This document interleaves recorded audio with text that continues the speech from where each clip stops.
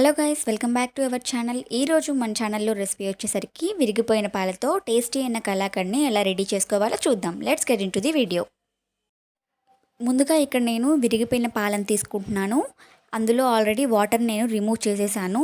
ఇంకా వాటర్ ఎక్కువగా ఉన్నట్లు నాకు అనిపించింది కాబట్టి ఒక నెట్ని తీసుకొని అందులోకి నేను ట్రాన్స్ఫర్ చేసుకున్నాను అనమాట.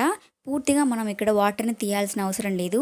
ఒక 1% వాటర్ అనేది ఉండాలన్నమాట. ఎందుకంటే ఇది మనం బాయిల్ చేసేటప్పుడు బాగా బాయిల్ అవ్వడానికి. ఇలా మనం బాగా వాటర్ని సపరేట్ చేసిన తర్వాత గ్యాస్ స్టవ్ ఆన్ చేసుకొని అందులో ఒక బౌల్ని పెట్టుకొని ఇందాక మనం సపరేట్ చేసుకున్న వాటర్ తప్ప మిగతా మిశ్రమాన్ని ఇందులో వేసుకోవాలన్నమాట. ఫ్లేమ్ అనేది హైలో పెట్టుకొని ఇది బాగా గడ్డ కట్టేంత వరకు, ఒక దగ్గరికే వచ్చేంత వరకు మనం బాగా మిక్స్ చేస్తూ ఉండాలి. ఇలా నీట్గా మిక్స్ చేస్తూ ఉండాలన్నమాట. ఫ్లేమ్ అనేది హైలో పెట్టుకోవాలి. హైలో పెట్టుకున్నట్లయితే మనకి ఫాస్ట్గా అవుతుంది ప్రాసెస్ అంతా కూడా. చూసారు కదా, ఇలా మనం మిక్స్ చేస్తూ ఉండడం వల్ల మనకి ఇలా వస్తుందన్నమాట. ఇంకా దగ్గరకు వచ్చేస్తుంది. ఇలా హైలో పెట్టుకొని మిక్స్ చేస్తూ ఉండాలి. ఇలా నీట్గా మిక్స్ చేస్తూ ఉన్నప్పుడే మనకి టేస్టీ అయిన కలాకండ్ అనేది రెడీ అవుతుంది. విరిగిపోయిన పాలని పడేయకుండా ఇలా మనం రీయూజ్ చేసుకోవచ్చు. ఇలా నీట్గా మీరు మొత్తం మిక్స్ చేసుకున్న తర్వాత మీకు స్వీట్నెస్ అనేది ఎంతవరకు కావాలో దానికి తగ్గట్టు మీరు ఇక్కడ షుగర్ యాడ్ చేసుకోవాల్సి ఉంటుంది. నేనైతే ఇక్కడ 3 టేబుల్ స్పూన్స్ ఆఫ్ షుగర్ని యాడ్ చేస్తున్నాను. తక్కువ కూడా యాడ్ చేసుకోవచ్చు తక్కువ తినేవాళ్ళు, ఎందుకంటే ఆల్రెడీ పాలల్లో అనేది షుగర్ అనేది ఉంటుంది కాబట్టి మీరు ఇంకా 2 స్పూన్స్ లేదా 1 స్పూన్ అనేది యాడ్ చేసుకోవచ్చు. ఇలా యాడ్ చేసుకొని నీట్గా మిక్స్ చేసుకోవాలన్నమాట. హై ఫ్లేమ్లో ఉంచాలి. ఆ షుగర్ అనేది దీంట్లో బాగా మిక్స్ అయిపోయేలాగా నీట్గా మొత్తం కలిపేసుకోవాలన్నమాట.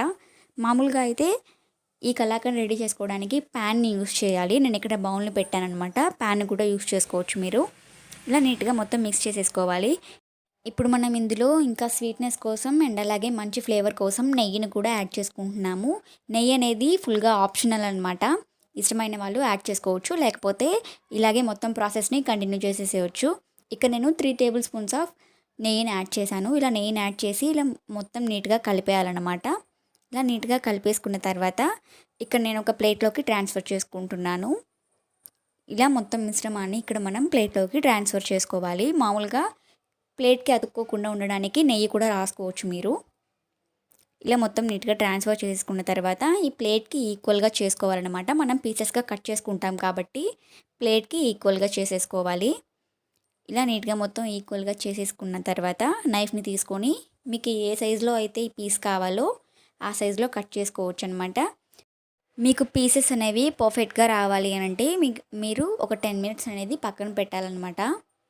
అలా పక్కన పెట్టిన తర్వాత మీరు కట్ చేసినట్లయితే పీసెస్ అనేది పర్ఫెక్ట్గా వస్తాయి. ఇలా నేను నైఫ్తో కట్ చేసేస్తున్నాను. ఇలా మంచి షేప్లో మీరు కట్ చేసేసుకొని డెకరేట్ చేసుకుంటే టేస్టీ అయిన కలాకండ్ అనేది రెడీ అయిపోతుంది. ఇక్కడ నేను డెకరేటింగ్ కోసం కాజుని యూస్ చేశాను. మీరు బాదం కూడా యూస్ చేసుకోవచ్చు. ఇలా నీట్గా డెకరేట్ చేసుకున్న తర్వాత మనకి ఎంతో టేస్టీ అయిన కలాకండ్ అనేది రెడీ అయిపోతుంది. ఇది ఇంట్లోనే ఈజీగా చాలా తక్కువ ఐటమ్స్తో రెడీ చేసుకోవచ్చు. మీకు కనుక ఈ వీడియో నచ్చినట్లయితే లైక్ చేయండి, షేర్ చేయండి, మన ఛానల్ని సబ్స్క్రైబ్ చేసుకోండి. మిగతా వీడియోస్ అనేది నేను ఐకార్డ్స్లో ఇస్తాను, చెక్ చేయండి.